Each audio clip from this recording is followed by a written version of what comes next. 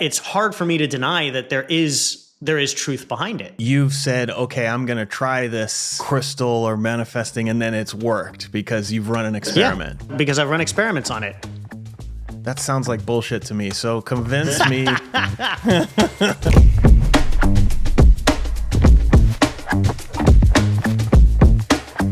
Welcome to Coach's Corner with Xander Fryer and Jay Williams, where we dive into what it really takes to launch, build, and scale a successful coaching business, one that brings you more income, more impact, and more freedom than you ever thought possible. After more than a decade in the coaching space, each of us building seven-figure businesses and helping thousands of coaches grow to 6 and 7 figures, we realized we have learned way too much not to share it with the industry.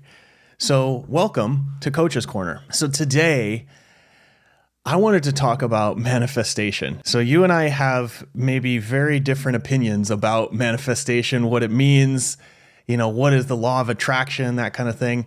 And I wanted to kind of dig into this. So when most people hear this, they have one of two reactions. They either roll their eyes or they get super excited and start planning their vision boards and, and they're pulling out their crystals. Like I said, I fall a little more on the side of rolling your eyes. But one of the things I've realized is that there's a ton of value in some of this woo-woo stuff.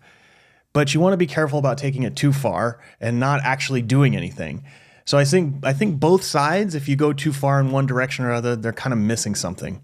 It's not all about taking action and moving forward. You also have to have the right mindset or you won't take the right actions.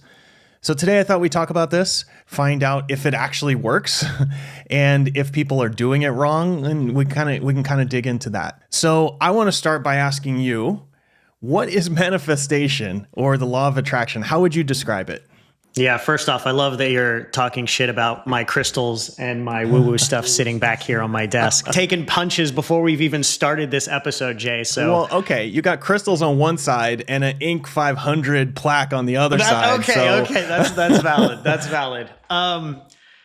Yeah, so what is manifestation, the law of attraction? I think manifestation is one term.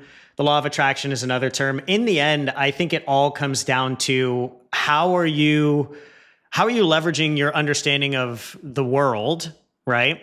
The world and the laws of the world in a way that allow you to accomplish the things that you want to accomplish. Manifestation or the law of attraction is about bringing things into your world, into your life that you actually want and repelling things that you don't want.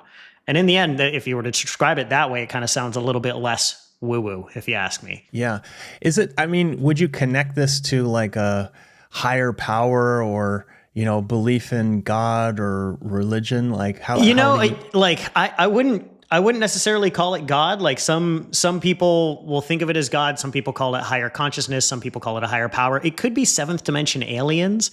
I don't really know. I'm an engineer, right? I'm an engineer by trade. I think one of my favorite lines about like a higher power or God or, universal consciousness, source, whatever you want to call it. Steve Jobs actually says, I'm about 50-50 on whether or not God exists. Right. And he basically says, there's clearly so much in this universe that I don't understand, that we as humans don't understand. Like we'll be around for a few decades and the universe will have been around for billions of years. Right. And there's a lot of statistical data that shows that there is something beyond just this life. But then he says there's also about a 50% chance that like when I die, it's like click, the lights just turn off and that's the end. So yeah, I don't know if it necessarily aligned with the idea of a higher belief in source or consciousness or whatever. More so than, understanding the laws of nature and the universe that are, even beyond what we can see and measure, just in our day-to-day lives. I just want to emphasize something you said. You are an engineer. I also have a kind of a background in engineering. So like, how does an engineer, who is much more of like a practical person, end up getting involved in the law of attraction or manifesting? That's a great question. And I think to that point, it's like from engineering, like I run my life. Maddie has this, thing that she jokes about me. I say it all the time. And she says it's like one of her favorite things about me. I believe life is one big science experiment. And I actually run my life like that. Like I run my life like one big science experiment. The reason that I believe in, whether you want to call it the law of attraction or manifestation or whatever it is, the reason I believe in it is because I have statistically too much proof that it exists. Because I've used it and I've done it so many times that it's hard for me to deny that there is truth behind it. Meaning like you've said, okay, I'm going to try this like crystal or manifesting, and then it's worked because you've run an experiment. Because I've run experiments on it. That sounds like bullshit to me. So convince me. I kind of fall more on the skeptical side. I couldn't tell, Jay. I couldn't tell at all. I don't completely reject it because there's some things that I can't explain.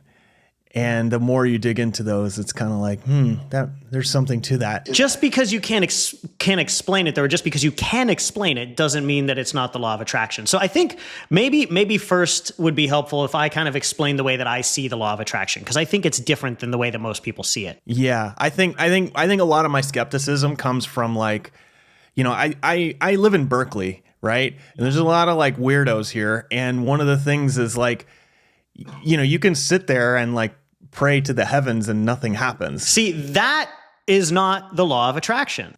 Maybe this is where you and I disagree, right? Because when you hear the word the law of attraction, you think of it the way that all like this kind of goes back to like the super hippy dippy spiritual people that are actually, in my opinion, not using it properly. And that's why most of them don't see a lot of success, right? They sit around meditating on like $1 million and they're like, I'm so happy and grateful that I now have $1 million. I'm so happy and grateful that I now have $1 million. And $1 million never plops into their lap. It never materializes out of thin air and plops into their lap.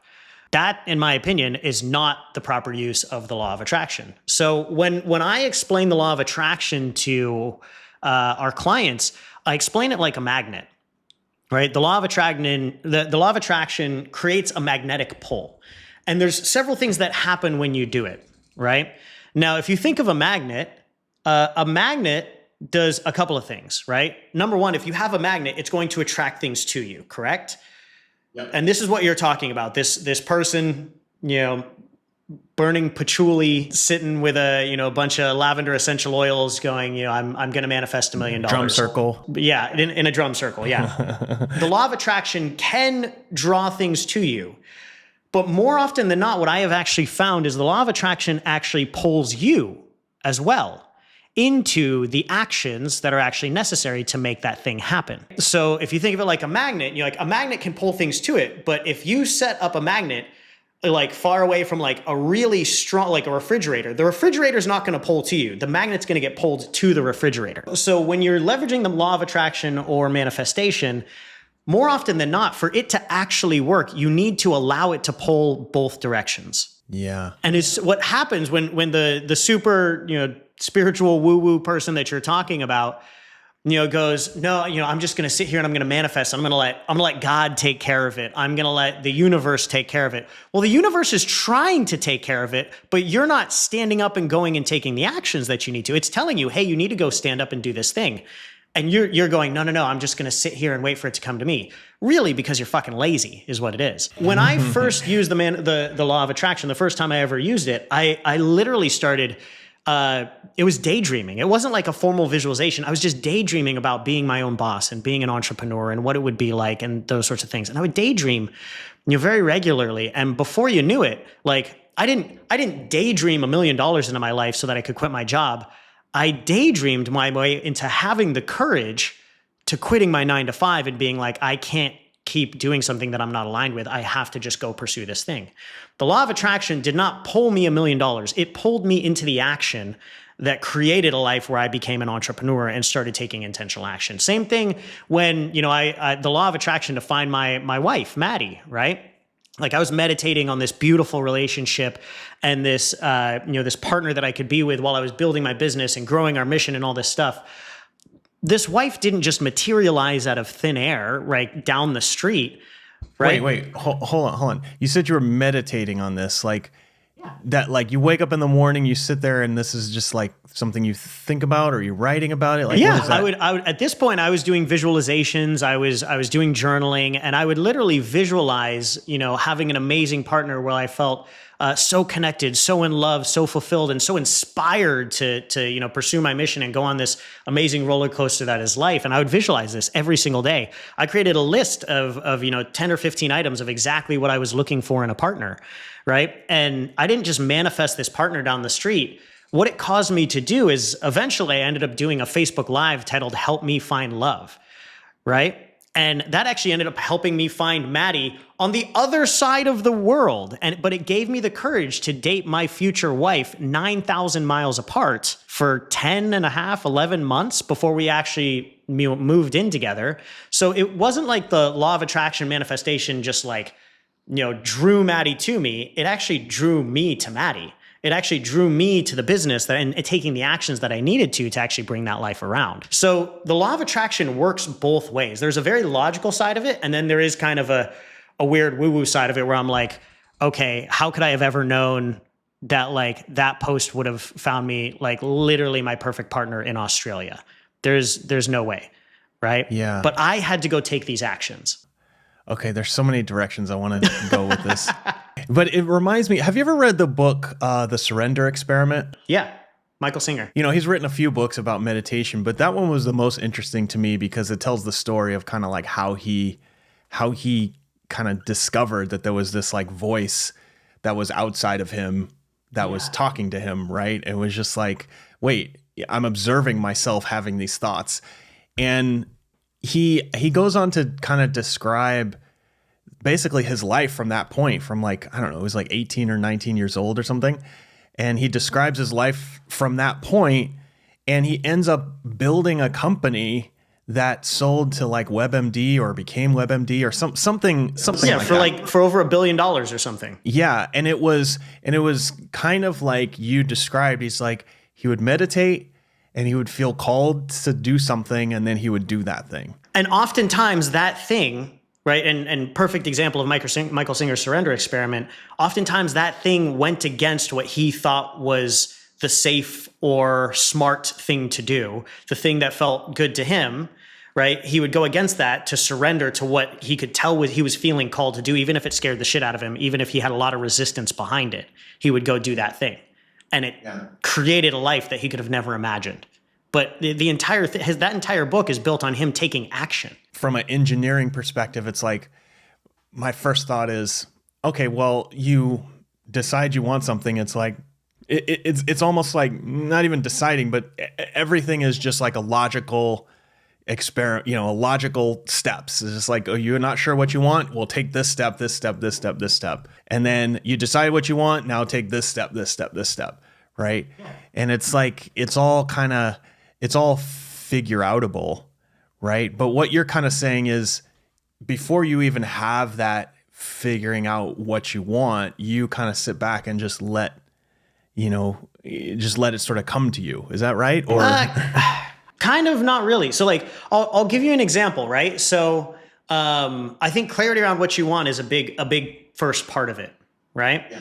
So the example that I always give is, and this is a very logical side of the law of attraction. It's what's called your reticular activating system, right? So this is a part of your brain that literally just programs. It's the delineation between conscious and unconscious, right? And so, I can ask you, Jay, I can say, hey, Jay, can you feel your left foot? Well, I mean, now I can. Yeah. I'm thinking about it. Now that you can, because I just programmed your reticular activating system to notice the feelings in your left foot, the pressure of your sock, the floor beneath you, what temperature it is. Before that, you weren't even aware of it. Yeah. Or don't think of a blue car or something like that. Exactly. Yeah. Right. So we can all like remember empirical evidence to this sort of stuff, right? Like when you want to get into a relationship, you end up seeing all the happy couples out there sitting on park benches and, kissing at the coffee shop and stuff like that, because that's what you want. That's what you desire. Your brain, your reticular activating system is now programmed to start to notice these things. That blue BMW that you want, you see it every time it drives by on the freeway now. One of the very logical byproducts of the law of attraction or manifestation, when you're doing these visualizations or affirmations or daydreaming or anything like that, is just from a logical standpoint. Let's get rid of all the woo-woo stuff, right? Even if you just completely get rid of all the woo-woo stuff, Sounds good to me. It just helps you create awareness around the opportunities and the decisions and the paths that you can take to get to that outcome. That's all it's doing. It's like, okay, well, if I'm daydreaming about becoming an entrepreneur, I'm constantly noticing all the little opportunities or little options, or I see other people who are entrepreneurs and I want to go talk to them because my reticular activating system is now been programmed to focus on those specificities. So just logically, from a brain standpoint, even if that's all you did, all of a sudden you're going to start to take more actions, make more decisions that lead you down that path. It's funny. I always kind of describe that as like a gut feeling. I take a look at my activity and I'm like, okay, I've been spending more of my free time doing this, right? And in this case, like doing marketing stuff. I've been looking at the history as like, this is what I like to do. I immerse myself in this. So it must be the thing that I want to be doing. And it's like, I don't know what caused me to want to do it. It doesn't really matter. It's just the thing that I want to be doing.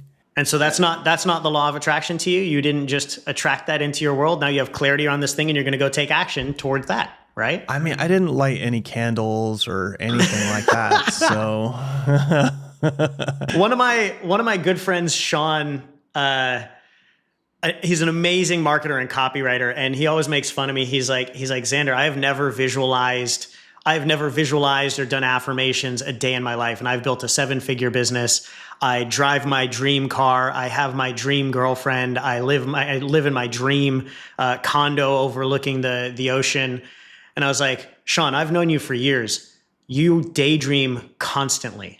Yeah. Like anytime I was at a mastermind with him, he'd be, when we were first starting off, I remember when I first met him, we were both brand new entrepreneurs, right? And I remember he'd be sitting at the mastermind next to me and he's literally, just penciling out his drawing his M6, his BMW M6, right? And he's sketching his condo overlooking the ocean. That's the law of attraction in action. It's just described in a different way. The way you're describing it is like, yeah, you're just getting logical clarity around what that next thing is. And when you feel that that's the right thing, your reticular activating system is still programmed onto that. Yeah, don't put your labels on me.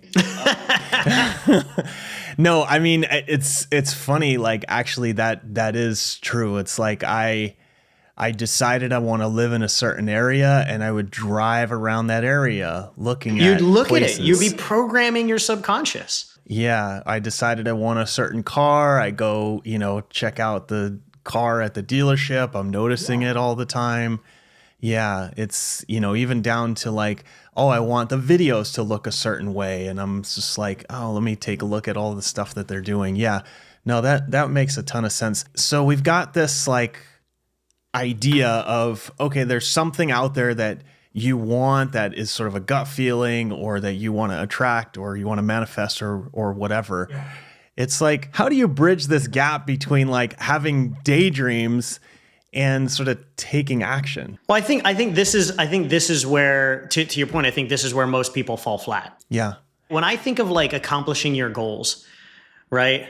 I imagine your vision as like, I imagine it like a train trying to get from one destination to another, trying to get from like destination A, where you're at right now, to destination B, where you want to be, right? And I think so to your point, I think there's people who are daydreamers, visualizers, and what happens is like, think of it like this train. Your vision is like the engine car. Like it's the driver of this thing that'll get you there. Yep. But then your physical being is like the payload. If you have this engine car that wants to go to this beautiful destination, and you have this big heavy payload that's currently where it is right now, right? What happens for most people is they're like, this engine car is like trying to pull this heavy payload to the dream. And it's like, this takes a lot of work. Fuck this. I'm just going to disconnect and I'm just going to go hang out over here in the dream world. And so like a lot of people just go hang out in the dream world because it feels nice. So how do you take someone who's like really into manifestation and get them to take action? So that's the first type of person. This is what I call the dreamer. They literally just spend their time dreaming. But like we talked about earlier, they prevent themselves from ever taking the action. They think, okay, if I just dream about it, eventually that destination will just come to me. That destination isn't fucking moving. Right. You are the thing that needs to move. Yeah. The destination is staying there. That life where you're earning millions of dollars, you have complete time and financial freedom, and you have amazing relationships, and you're fulfilled and you're purposeful. It's over there. But most people kind of spend their time just dreaming about it, not actually doing the work to move the payload. And then there's the other group of people that are like more in the payload, and they just look over there and they're like, man, that's too far away. I'm just going to stay here in the payload and not dream at all. Like, I'm just going to, this dream hurts. Like, dreaming of getting over there hurts because it creates what's called cognitive dissonance, right? It creates a deep desire and a frustration when you're not there. Like, dreaming of this big dream and not being there hurts. Mentally, emotionally, and physically. Yeah. You might not get there. You might not ever get there. And that's you might not ever get there. And so these are what I call the realists. The dreamers live in the dream, but nothing ever happens in reality. The and they disconnect their reality from the dream. The realists they feel so much tension by that dream and that desire to go forward and the fear of never being able to get there that they disconnect from the dream and let the dream kind of take off and go to the destination, but they stay here in reality. Really, it's just, they use logic to disguise fear, but it's the same thing. Both of them achieve nothing. Oh, they use logic to disguise fear. That's solid. But both of them stay stuck in their current reality. So neither one of them is correct. To your point, I think what we're trying to search for here is the middle ground. Like, you have to have this dream, you have to have this desire, and you have to allow yourself to dream. But you also have to use that tension that is created by the dream, that magnetic pull, to pull you into the courageous actions that will actually take you there. I would have never been able to build a multi-7-figure business, have, my dream home here in Costa Rica, if I constantly let logic talk me out of making decisions. Because the smart thing to do would have been to stay in my 9-to-5 job where I was making $200,000 a year. That would have been the smart thing to do. Yeah. It also would have prevented me from building the life that I always dreamed of. Yeah. Okay. So I want to, this is great. I want to dig into both scenarios. So let's start with logic. Take someone who's like super logical. Yeah. How do you get them to see, that their energy and what they focus on and what they dream about is actually important? I don't know. I would ask you. You're a logical person. How do you do it? Oh, that's good. I would say, like, you said something that really resonated with me. It's like, ultimately you do things like you kind of like, you have this dream and you sort of just take a chance and then you let logic kind of like work it out. Yeah. I let my brain and my logic clean up the mess that I made. Ultimately, I just do a lot of stupid shit. I would love to understand if you maybe had this moment. But for me, because like we're both very logical people, but there was a point when to what you're saying, there was a point when I stopped letting logic be the driver of my life. To me, it was when I lost AJ. It was when I lost my best friend, right? And it really forced me to be a lot more honest about the decisions that I made in life so appealing to my logic as an engineer, it was the first time in my life that I had ever truly accepted that I was going to die. And that's the most logical truth of all time, right? We are all naked to the world, going to leave this world with absolutely nothing. We are all going to die at some point. It could be tomorrow. It could be 80 years from now. I don't know. Yeah. You're going to die.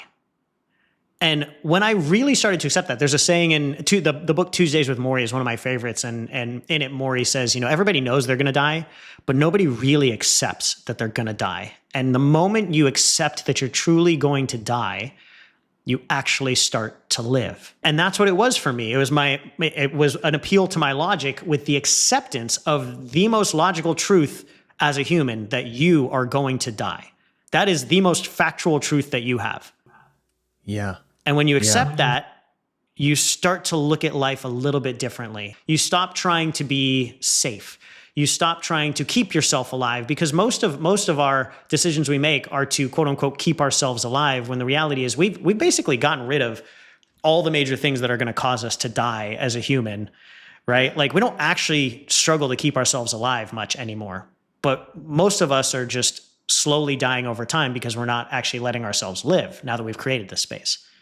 Yeah, that's good. I think I've had several moments like that through my life. I think it's a little more gradual, maybe not quite as but for me, I've had a lot of reinforcement. Like if I decide I want to do something, even if it's stupid, and I just keep going for it, then I end up getting it. And so you've built that capability over time. You're like, hey, I decided to do this thing. I'm going to go try it, and it didn't kill me. Yeah. So I'm going to go do something a little bit bigger than that and see if that's the thing that kills me. So yeah, starting my business, it was like a side project. I had my full-time job. I started the business as a side project, and my only goal was to earn enough money to pay the rent on the building because, like back in the olden days, you had to have a building to have a business. Back in my day. But yeah, that was it. And then it was just like each step was like, at a certain point, it was like, this is stupid to be working this job and I should be running this business. But I'm still curious, what allowed you to just go do it to begin with? I think, you mean like what made me think this was a good idea? A lot of people have that idea. A lot of people go like, oh, I want to do this thing. And then they go, but I can't, or now's not the right time. Or, there's so many excuses that prevent somebody from doing it. So what got you to make, it's that decision. You made a decision, screw it. I'm just going to go try. I think one thing that I've always noticed is I would explore something enough, and I'm actually kind of risk averse in the end. Like I take a lot of risk, but I'm kind of risk averse. But if you explore something enough, you'll find someone who's dumber than you, with less skills than you, who has done it. And that is very frustrating. I'm just like I'm smart. Why am I not doing this? To me, that is your way of leveraging the law of attraction. You went and found this dumber person than you that has done the thing, and you see them doing it. So it's hard for you not to program yourself to be like, if that idiot can do it. Yeah. I have to be able to do this thing. And then from that point on, you're like, it can happen. And as soon as that switch flips, then you start making those decisions. I think that's what it is for me. It's almost like I treat this like an engineer. Yeah, so you don't have to sit there and meditate and burn patchouli incense. You just have to go find someone who's done what you want to do and prove that they're dumber than you. And then and then you'll feel confident taking the actions. But it's interesting. It's not like, and the thing is, like, those people aren't, I've come to realize they're not dumber than me. It's just that they've taken one or two steps that I haven't taken. And it's like, what I really see is like, oh, they're normal people. Yeah. They're not some unicorn. They're not like, they're not the next Steve Jobs. They're just a normal person that has taken a couple more steps than I've taken. And it's like, if they can do it, then I can do it. It's a normal person who made different decisions than you have up to this point. And what's so interesting is you can build an amazing business just by finding people in this area that are 2 steps ahead and doing their thing, and then go to this area 2 steps ahead, and then this area 2 steps ahead. And you put all that stuff together, and now you've built a business that no one else can do because you've pulled all these different from ideas 8 different from places. Different people. Yeah. So I think you're right. It is, a lot of it is, I think it's my curiosity that leads me to that. And so I love what you're saying, because I think that is where a lot of this stemmed for me, is it stems from my curiosity. But as I'm hearing you talk about this, like, you're literally doing the same thing that anybody who visualizes does, right? You said you go and spend so much time in the area, researching the area. You're literally bombarding your subconscious with this idea of like, okay, I want to go start a physical gym. I'm going to go look at all these little things and bombard my subconscious with what it takes, how to get there. And you're literally programming your mind and your energy to be focused on this new desire, this new outcome, right? The difference between you and an unsuccessful person is you allowed that pull, that magnet, to eventually pull you into an uncomfortable action of, okay, I'm going to go start this gym. Okay, now that the gym is moving, oh shit, I'm going to go quit this successful, investment banking job to focus on this thing, which again doesn't make any logical sense. But you allowed the pull to work both ways. It's maybe just not quite as dramatic as like quitting with no backup plan or whatever. Yeah. Let's flip it then, because that's sort of me logically. Now I feel like I better buy a crystal, but let's flip it. Take someone who's like really into manifestation, right? Like we have all kinds of like Zen and meditation centers around here, and you can walk in there and people have all the robes and everything. They're really into manifestation. How do you get them to take action and actually do things in the real world? Yeah. By the way, for any of you that are, that's total crystal woo-woo sage burner, I am that person. So don't let Jay talking shit about you beat you up too much. Right? I live in Nosara, Costa Rica. These are my people, Jay. Like, don't make me fly over there and fight you. I know you're twice my size, but we'll do this. I will manifest beating your ass. Nah, you won't come anywhere near Berkeley. I'm not worried. So I think the first step of it is logically and emotionally understand how the law works. In the end, like, this is a law. It's a law of the universe that is just not as well understood as the law of gravity yet, right? It's a law of the universe. It has been scientifically proven. It does work. It's just most people just don't fully understand it properly. 70% of the people that we work with are nice and woo-woo just like me. And the thing that we have to help them realize is there's certain things that are getting in the way that are preventing them from actually using the law of attraction or manifestation correctly. The first one being exactly like we mentioned, you have to allow it to pull you.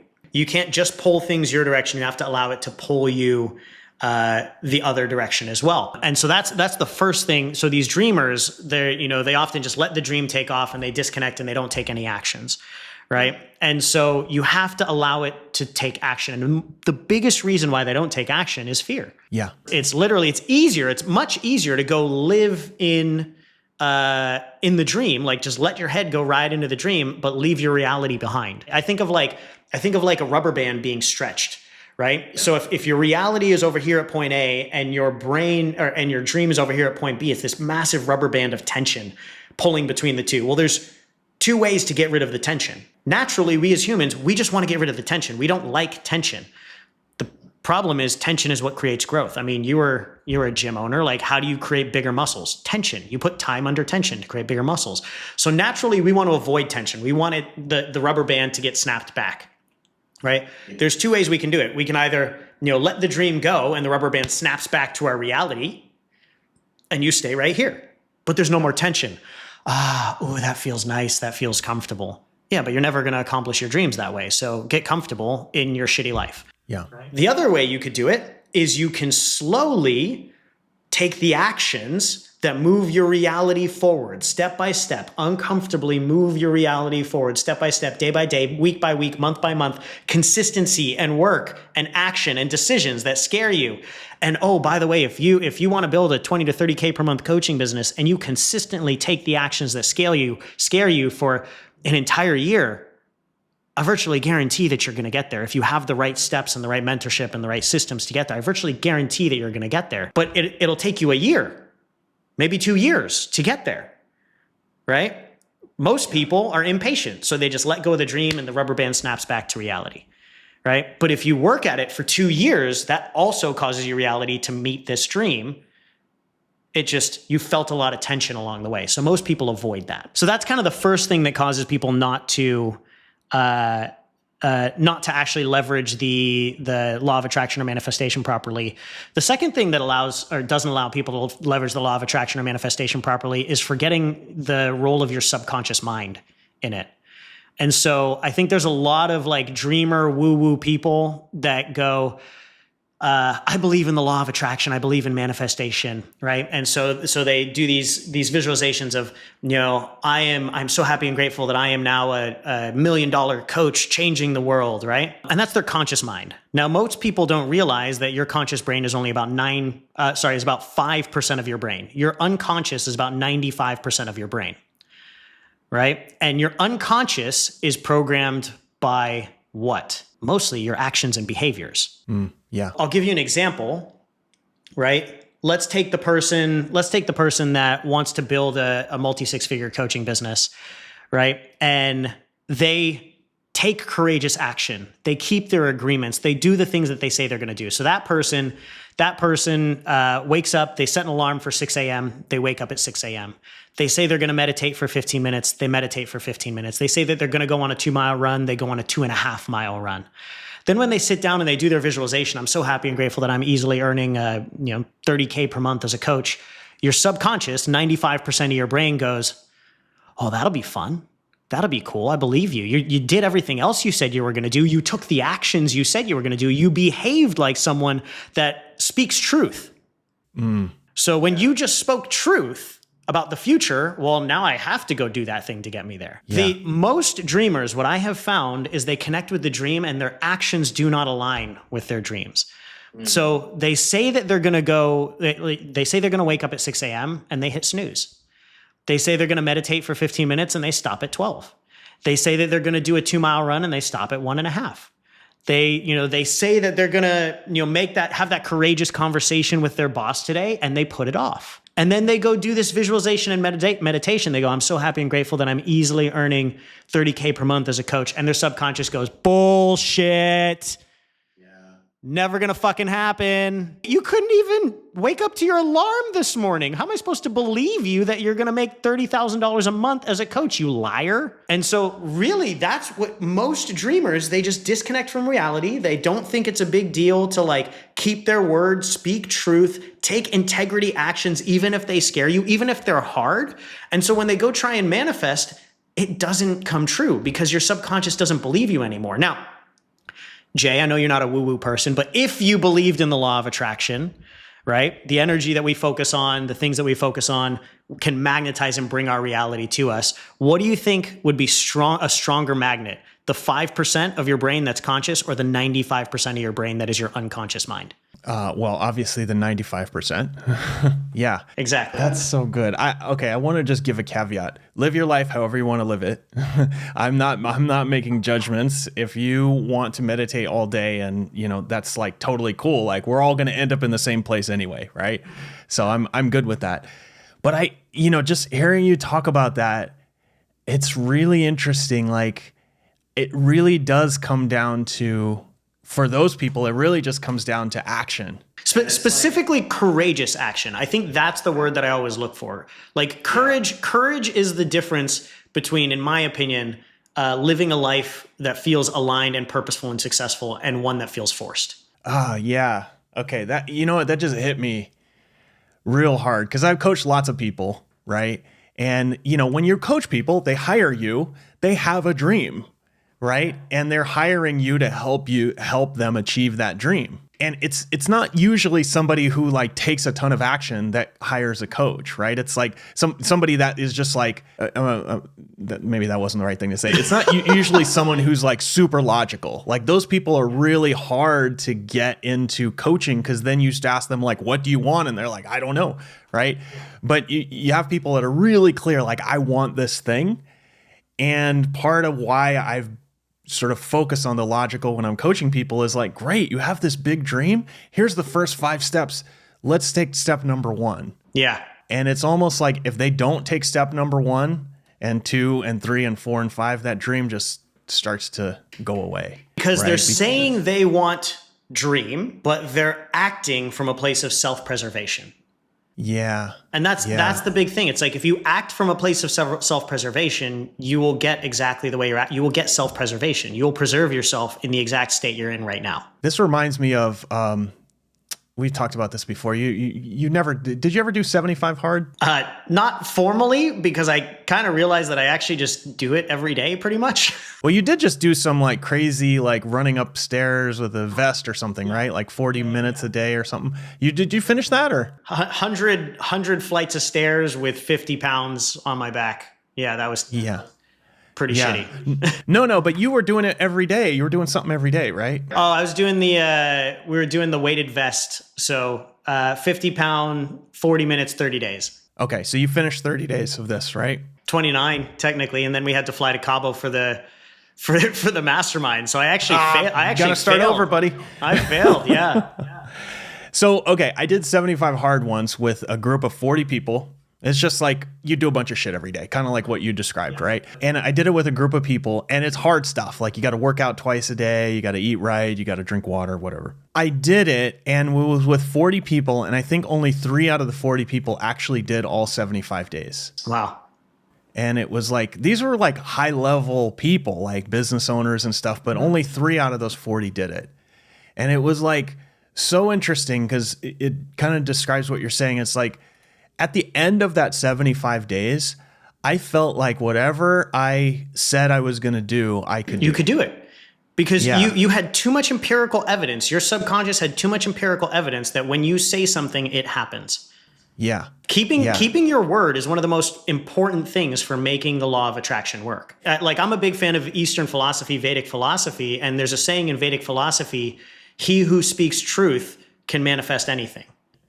Yeah. But it literally like if you say that you're going to do something, if you say that this is happening and those things actually happen, when you go say something ridiculous, it happens.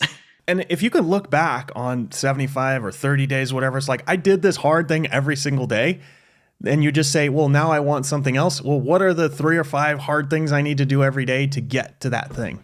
And you just start kind of taking the steps. I'm going to bring this back because I love this conversation, but I want to bring this back to like, okay. I never thought I would hear you say, I love this conversation when we're talking about the law of attraction, Jay. That just made me so happy.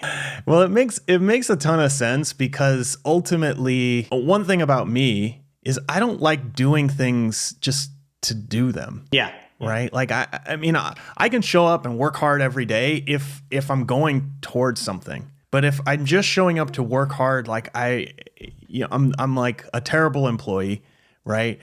Because if you just tell me to do something, it's like, I want to know why. I want to know how this connects to, the success of the business. Why does this connect to me? It just like, because I really always have a direction that I want to go, right? And once I'm clear on that, I'm kind of unstoppable. And I think this is why I like coaching is when people have that direction, great, let's get super clear about the tactical actions. So let's get clear about the tactical actions. So we've got this 2 people, right? One that's really into the law of attraction and dreaming, but maybe struggles to put it in place. And then we've got somebody who's really focused on action, but maybe has lost this idea of dreaming. What practices would you put in place for that person who's really into dreaming, but is struggling to take action? What would they do every day? That is a great question. And I think, so I will preface this with the answer for both of them, I think would be kind of to the point that we were just talking about. I think both of them need to understand their own intrinsic and natural desire to avoid tension and discomfort first, right? And realize that whatever actions we give you, like it's going to actually create tension and discomfort. And tension is not bad. Tension is what allows you to grow, right? And that discomfort that's it's pulling you from point A to point B. You're going to feel tension. You're going to feel discomfort until that rubber band is now, the 2 ends meet. So either one that you are, if you're the realist or you're the dreamer, like you have to accept that if you want to change your world, you want to change your reality, you have to allow tension into your world. Growth equal, if you want more, if you want to have more, you have to become more. To become more, you have to grow. Growth and discomfort are synonymous. John Maxwell says that growth and discomfort are synonymous. You cannot have one without the other. So it's going to suck. And if it doesn't suck, then you're probably doing it wrong. You're probably doing it wrong. The dreamer, honestly, the biggest thing is getting structure and mentorship, right? I think that's probably the most important thing. And accountability, really. It's such a basic, logical thing. But this is why I've never been without a mentor in my 8 years as an entrepreneur, never been without a couple of mentors or mastermind, because really, like, you need to take the actions, right? Yeah. The dreamer needs to take the uncomfortable actions. So I had a mentor once that I hired, Bedros Keuilian, Bedros. But I hired Bedros knowing that, Bedros is in kind of a different space than I was. I knew Bedros could not teach me anything new tactically or strategic in my world, right? Yeah. But I hired Bedros because frankly, he scared the shit out of me. He's like a big 230-pound muscular Armenian dude, very successful guy. So when I told Bedros my goals and my dreams, and he told me actions that I needed to take. I took them because I deeply did not want to disappoint Bedros. So it was somebody that could hold me accountable to taking the scary actions I needed to take that kept my train moving towards the goal, right? So I think for the dreamer, I think that's one of the most important things is getting coaching, accountability, mentorship to keep you taking action even when the actions scare the shit out of you. You would hire a mentor. You would have them help you come up with a list of sort of daily actions or weekly actions, and then hold you accountable. Or obviously, if it's if they're in your space, like we help coaches, like we can just give you the list of exact actions you need to take. That's like one of the things I can hear this in my head is like, well, that's hustle culture. That's not energetically aligned with me. It's not all about discipline and waking up at 5 a.m. It's like, hustle culture requires you to, work 80, 100-hour weeks, right? So I would say it's hustle culture to not have a mentor. Because if you don't have a mentor and you don't have a system, like if I live in San Diego and I want to get to, I don't know, Temecula, and I've never been there before, and I don't have a GPS and I don't have anybody who's ever been there, I could literally drive in every direction for 10 straight days just to get to Temecula. That's the person who wants to take action without a mentor. You could drive in 100 different directions and accomplish nothing. Whereas like when you hire a mentor to take action, what you're really doing is you're time collapsing and you're getting the directions from point A to point B. So I can drive from, downtown San Diego to Temecula in an hour rather than 10 days of driving around in circles trying to find where this fucking town is. So I'd say it's actually the opposite of hustle culture. The reason that I've always had mentorship, this about me, Jay, is I'm lazy. Right. Yeah. I always tell people there's a famous saying from Steve Jobs: if you want to solve a hard problem, I find the laziest engineer to do it because they'll find the easiest way to do it. This is a reason that I've always had mentorship is because I'm too lazy to go figure shit out on my own. It takes too much time. It takes too much energy. That's the real hustle culture, in my opinion. I love that. I'm gonna write that down and hand it to the sales team, because that's a major thing that you hear is just like 100%. So really the other person is the person who does work 80 hours a week, and doesn't make any money, but they need to kind of connect more with a vision and a dream. What would be how would you put that in practice for them? I think the first step is really accepting that at some point you're going to die. And are you living the way that you want to spend? Like when you get to the end of your life and you look back, are you going to be extremely happy and satisfied with the way that your life went? Or are you going to have some regrets? Are you going to wish that you made some different decisions? Mm-hmm. Right. And I think about that a lot. I meditate. This sounds a little bit morbid, but I meditate on death a decent amount. Yeah. Right. I meditate on my death. I almost lost my wife recently. So I meditate on death a decent amount. And it's on these meditating about death and my own passing or my family's passing that I'm very intentional about the way that I act today. And it prevents me from having any regrets in the future because I don't make those dumb mistakes of just working in a 9 to 5 or 5 to 9 that doesn't mean anything, right? Just putting my head down and swimming until 40 years from now, I wake up and I look back and I'm like, what the hell happened with my life? Yeah. I think that's the first step is ask yourself, at the end of this life, looking back, would you feel like you lived your life at 110%, or would you feel like you would have made some different decisions? Yeah, this is interesting. I mean, I'm here in the Bay Area. There's a lot of hustling kind of folks here, right? And they do crazy things to work their job and to whatever. And these are the folks that resist doing 20 minutes of meditation every day, because it's like once the noise dies down and they're left with this question of why am I doing this? It's really scary. It's too scary for most people, because then you have to accept oh yeah, I actually probably would have quit my job 10 years ago. And that can create a lot of guilt. That can create a lot of anger, some frustration, some resentment, right? Nobody likes feeling that, but until you're willing to accept that and sit in that, you're not going to be able to make the conscious decision of what you need to do moving forward. So it would be something like meditating or doing some sort of retreat or asking some big questions? One of the things we actually take people through a series of exercises in our program that really helps people get that clarity.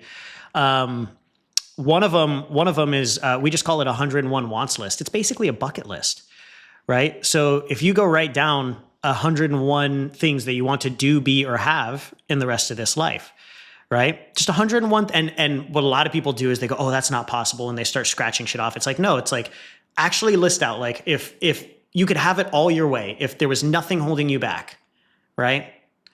Write down 101 things that you would want to do, be, or have in this life. That's one of the first ones that I start with. The next one that I start with, we actually teach people how to discover their life's purpose. Now, this exercise takes too much time to talk about it on a podcast, or at least this podcast. Maybe we can talk about it on a future one. And so you can literally discover, people think it takes an entire lifetime to discover your life's purpose. It actually takes about an hour. It's not that difficult. And then the third thing, I call it my paradigms. You write down 20 things that you love to do. It might be, I love reading a good book. I love grabbing a nice tequila with friends. I love traveling to new countries. I love whatever it is, right? Write down 20 things that you love to do. And then next to each one, write down why. Why do you love each? I love traveling because I love learning new things and going new places. I love reading new books because I love learning new perspectives and gaining more knowledge.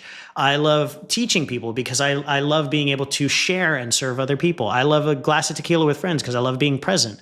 What you will find is there are paradigms in your life that bring you joy. For every single one of our clients, it's normally about 3 to 5 of them that bring you joy. And when you can find these 3 to 5 paradigms, the Dalai Lama says, use joy as your compass. And if you don't know what brings you joy, most of the time it's what's on the other side of fear. And so if you can find these 3 to 5 paradigms, again, this exercise might take 40 minutes. You find these 3 to 5 paradigms, ask yourself, well, what kind of life would I need to live so that I spend 80% of my time in these paradigms, doing the things that really bring me joy? This was the first set of exercises. I did these 3 things. And when I took a look at my life, when I was looking at Cisco, I was like, well, shit, I'm like 10 to 15% aligned with my paradigms. I'm not living my purpose at all. And I might be able to accomplish 5 of the 101 things that I want to do, be, and have on this list. Yeah. Clearly something needs to change. Right. It was logic, right? That was just logic. So it's really going through exercises that force you to get out of that. Yeah. But again, like that, those exercises might take you a half day to put together. And like you said, being willing to get quiet and sit down in that space, create, that silence creates a lot of room for other noise and shit to come up, which is terrifying for a lot of people. How often do you revisit that stuff? Every year. Right. Revisited it every year for the last 9 years. Yeah. Okay. I think this has been a really useful discussion. It's reminded me of a few things. Whether you are kind of lean more on the manifestation side or lean more on the sort of action taking side, I think a lot of these exercises and practices are going to be really helpful. Yeah. We kind of spelled it out. I'm gonna ask the team to pull together a little worksheet with those exercises, and we'll attach that. And if you want it, you can click on the link below and we'll give you that. So also, if you need any help, if you want someone to help you build a coaching business, that's what High Impact Coaching does. So, click on the link below, apply, and if it's a good fit, then we'll bring you on. So anything else to add, Xander? No. Don't forget, don't be the realist and don't be the dreamer. Make sure you have both sides. That's really good. Awesome. Thanks. We'll see you next time.